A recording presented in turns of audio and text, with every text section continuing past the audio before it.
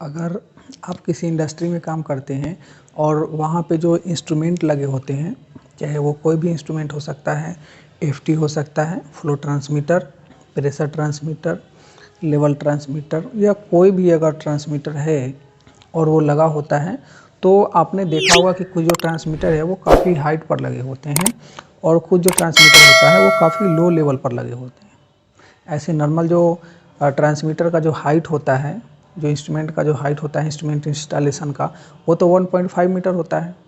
लेकिन आपने अक्सर देखा होगा कुछ जो लाइन है, जो प्रोसेस लाइन है, वो काफ़ी नीचे होता है लेकिन ट्रांसमीटर ऊपर होता है। और जो आपने देखा होगा कुछ ऐसे भी हैं जो ट्रांसमीटर काफ़ी नीचा होता है। तो आपके मन में एक सवाल आता है कि ये जो ट्रांसमीटर है 1.5 मीटर से कोई ज़्यादा है, कोई कम है, और कोई कोई तो 1.5 मीटर पर ही होता है ज़्यादातर ट्रांसमीटर, ज़्यादातर इंस्ट्रूमेंट।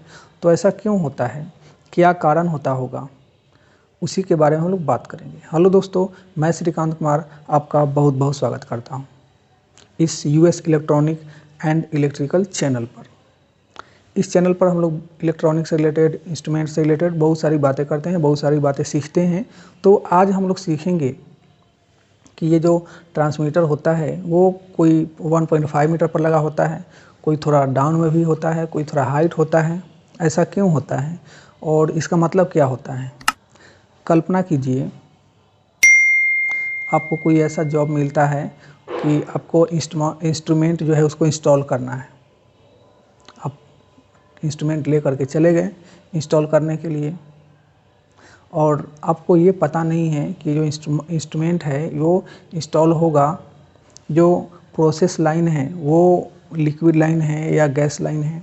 आपको ये अगर मालूम ना हो, या आपको ये भी मालूम ना हो कि ये जो सिस्टम है कि जो गैस लाइन में जो ट्रांसमीटर होता है वो कहाँ लगता है, कितने हाइट पे लगता है, तो आप क्या करेंगे, आप गलत इंस्टॉल कर देंगे क्योंकि आपको तो उसके बारे में कुछ आइडिया नहीं है, कुछ मालूम नहीं है। तो उसके लिए कुछ जो रूल्स होता है, क्यों हाइट पर लगाया जाता है, कितना हाइट पर लगाया जाता है, वो सभी चीज़ें जानना बहुत ही ज़रूरी होता है। तो आज हम लोग वही जानेंगे, वही सीखेंगे। तो जो भी प्रोसेस लाइन होता है, प्रोसेस लाइन का मतलब कोई भी पाइप लाइन या कोई भी टैंक या कोई भी चीज़ जिसमें कुछ मटेरियल रखा जाता है या मटेरियल पास होता है। ये जो पाइप लाइन होता है वो क्या है, एक मीडियम है ट्रांसपोर्टेशन का। जैसे अगर एथिलीन गैस है, वो उसको एक जगह से दूसरे जगह ले जाना हो तो उसको पाइप लाइन के थ्रू ले जाते हैं। वाटर, पानी, और बहुत जगह टैंकर से ले जाते हैं, दूसरी जगह रखते हैं। लेकिन अगर ज़्यादा मात्रा में, काफ़ी अमाउंट में अगर वाटर को ले जाना हो तो उसके लिए टैंकर से भर भर के तो नहीं ले जा सकते, और वो कितना, वो तो मैनुअल हो गया, और ज़्यादा से ज़्यादा मात्रा में यूज होता है तो उसके लिए पाइपलाइन का यूज किया जाता है कि कम समय में ज़्यादा से ज़्यादा मटेरियल वहाँ तक पहुँचाया जा सके या उसको ले जाया जा सके। आपने अक्सर देखा होगा कि बहुत सारे पाइपलाइन होते हैं। कुछ pipeline 1 inch, 2 inch, 2.5 inch, 3 inch, मतलब कि 4, 5, 10, 20 इस तरह 36 इंच, और भी बहुत मोटे मोटे लाइन होते हैं। तो ये सभी जो है वो एक तरह से मीडियम का काम करते हैं, ट्रांसपोर्टेशन का काम करते हैं।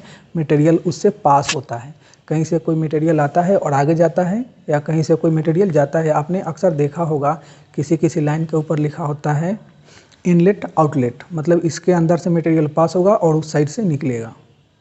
किसी के ऊपर लिखा होता है कि इनलेट और आउटलेट तो लिखा ही होता है, और कुछ ऐसे पाइपलाइन होते हैं जिसका आइडेंटिफिकेशन होता है, कलर कोड से उसको पहचानते हैं कि इसका कलर कोड कुछ और है, इसका कलर कोड कुछ और है। किसी किसी पाइपलाइन के ऊपर पेंट किया हुआ रहता है, इनलेट आउटलेट लिखा रहेगा या सक्शन डिस्चार्ज, इस तरह कुछ लिखा हुआ रहता है। तो ये सभी जो लाइन है ये तो ट्रांसपोर्टेशन का काम करती है।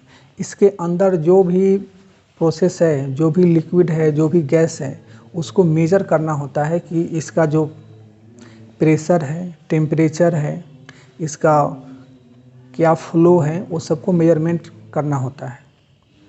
और उसको मेजरमेंट करने के लिए आपको बहुत तरह के ट्रांसमीटर देखने को मिलेंगे, क्योंकि पाइपलाइन है वो तो चारों साइड से बंद है, और उसके अंदर कितना प्रेशर है उसको मालूम करना होता है। अगर ज़्यादा प्रेशर होगा तो पाइपलाइन को नुकसान पहुंच सकता है, आगे जो प्रोसेस है का जो सिस्टम है उसको नुकसान पहुंचा सकता है। इसलिए उसको कंट्रोल करके रखा जाता है। जितना प्रेशर चाहिए, जितना फ्लो चाहिए, जितना टेम्परेचर चाहिए वो फिक्स करके रखें। उसके लिए इंस्ट्रूमेंट लगाया जाता है। अब जो इंस्ट्रूमेंट है जब उसको इंस्टॉल करने जाएंगे तो उसको पहचानना होता है कि ये जो प्रोसेस लाइन है वो कौन सा लाइन है।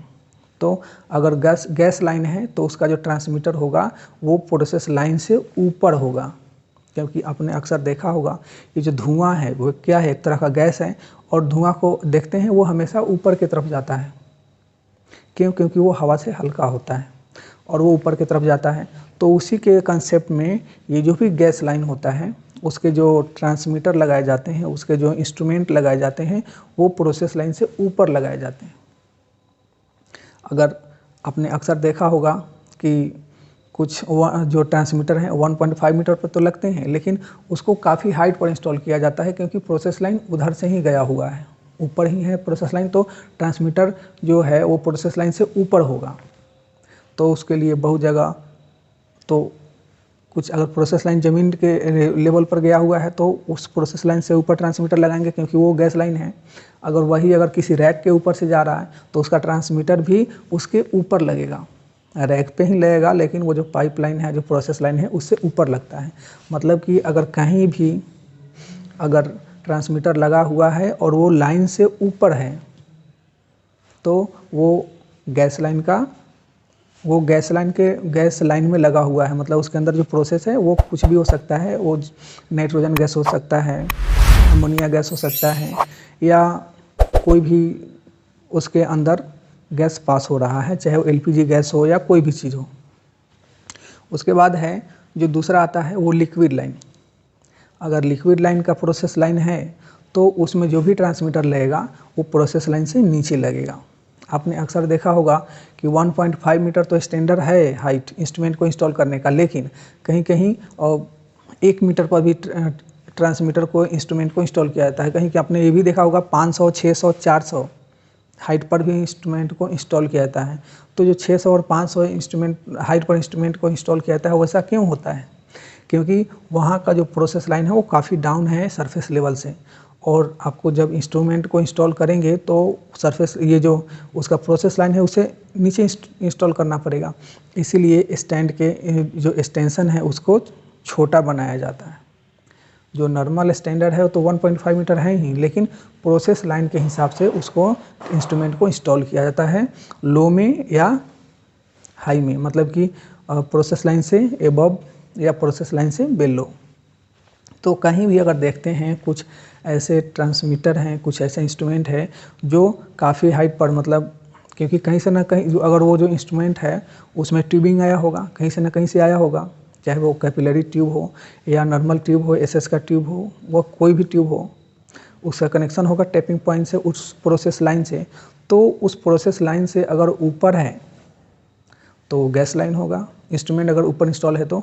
अगर प्रोसेस लाइन से इंस्ट्रूमेंट नीचे इंस्टॉल है तो वो लिक्विड लाइन होगा। वो लिक्विड लाइन में कोई भी लिक्विड हो सकता है और गैस लाइन में कोई भी चीज़ हो सकता है, क्योंकि आपने पहले ही समझ लिया है कि जो पाइप लाइन है, प्रोसेस लाइन है, ये एक तरह का ट्रांसपोर्टेशन का वर्क करता है। तो ऐसा अक्सर इंटरव्यू में क्वेश्चन पूछा जाता है कि कैसे आइडेंटिफाई करेंगे कि जो इंस्ट्रूमेंट लगा हुआ है ये किस लाइन में लगा हुआ है, ये प्रोसेस लाइन है, ये प्रोसेस लाइन में कौन सा लाइन है, गैस लाइन है या लिक्विड लाइन है। तो अगर आपको मालूम है कि ये गैस लाइन है तो आपको इसे ट्रांसमीटर को हमेशा एबव इंस्टॉल करना है। अब दूसरा सवाल आता है कि ये जो एफटी लगाएंगे उसमें अगर ट्यूब करना है, तो अगर ट्यूबिंग करना है आपको तो हमेशा ध्यान में रखना पड़ेगा कि अगर लिक्विड लाइन है तो उसका ड्रेन लाइन नीचे होगा, क्योंकि लिक्विड नीचे हमेशा आता है। आप पानी गिराते हैं तो वो नीचे ही गिरता है ना, वो तो ऊपर नहीं जाता। उसी तरह जब भी जो गैस है, धुआं है, वो हमेशा ऊपर जाता है। तो जब भी अगर किसी एफटी का, किसी पीटी का अगर ट्यूबिंग करना हो या किसी भी इंस्ट्रूमेंट का अगर ट्यूबिंग करना हो और वो गैस लाइन है तो उसका हमेशा जो इंस्ट्रूमेंट होगा, एक तो अगर गैस लाइन है तो वो जो प्रोसेस लाइन है उसे एबव में इंस्ट्रूमेंट इंस्टॉल होगा, और उसका जब ड्रेन बनाएंगे तो उसको ऊपर के तरह बनाएंगे, और उस ड्रेन को ड्रेन नहीं बोला जाता है, उसको वेंट बोला जाता है। जो गैस लाइन में जो ड्रेन बनाते हैं उसको वेंट बोला जाता है, और जो लिक्विड लाइन में जो ड्रेन बनाते हैं उसे तो ड्रेन ही बोला जाता है। ड्रेन का मतलब पास होना, गिराना, मतलब किसी भी जो एक्स्ट्रा मटेरियल है अगर उस लाइन में काम करना है या उस इंस्ट्रूमेंट के ऊपर काम करना है तो ट्यूब को खोल देते हैं, वो नीचे से खोल देते हैं, उसका जो भी लाइन में जो लिक्विड है वो सभी नीचे ड्रेन हो जाता है, गिर जाता है। और वेंट मतलब कि अगर गैस लाइन में अगर आप ट्यूबिंग करते हैं तो उसके ऊपर उसका जो ड्रेन जो नीचे बनाते हैं लिक्विड में, उसी को अगर ऊपर बना देंगे तो उसको वेंट बोला जाता है। उसमें जो भी गैस लाइन होगा उसको खोलेंगे तो ऊपर वेंट हो जाएगा। इस तरह आइडेंटिफाई करेंगे कि कौन सा इंस्ट्रूमेंट कहाँ लगा हुआ है, मतलब कि वो किस प्रोसेस में लगा हुआ है, लिक्विड लाइन है उस पाइप के अंदर, लिक्विड है या गैस है। इस तरह उसको आइडेंटिफाई करेंगे। ये अक्सर इंटरव्यू में क्वेश्चन पूछा जाता है, इसमें लोगों को काफ़ी कन्फ्यूजन होता है। तो आई होप कि ये वीडियो आपके लिए काफ़ी यूज़फुल रहा होगा। अगर आप इस चैनल पर नए आए हैं तो चैनल को लाइक कीजिए, सब्सक्राइब कीजिए। आपका बहुत बहुत धन्यवाद।